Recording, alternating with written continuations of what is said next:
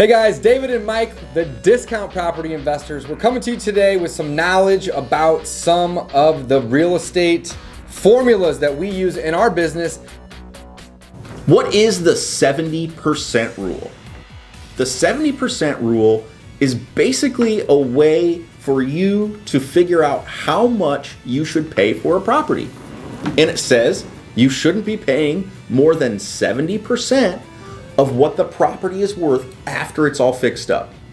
That's pretty much it. That's it. So basically, whenever you are making an offer to buy a property, if you are an investor, if you are a landlord, if you are a fix and flipper, or if you are a wholesale, it doesn't matter. If you are an investor looking to buy a property, you should not pay retail for it. That makes you a retail buyer. Investors don't do that. Instead, we make offers at 70% of what the property will be worth fixed up, minus the cost to get it there. And that, my friends, is the 70% rule. Why do we say 70% and not 60 or 80? Here's why. 30% is going to be taken off the top from the beginning.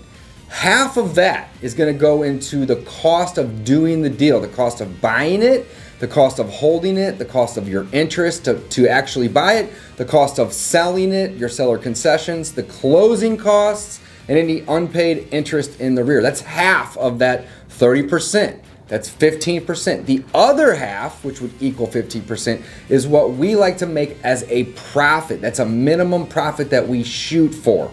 So if we screw up other numbers, at least we have a 15% amount of wiggle room. So if you are an investor, use the 70% rule to make your offers.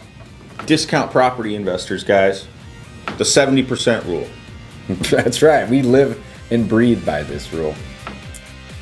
The 70% rule.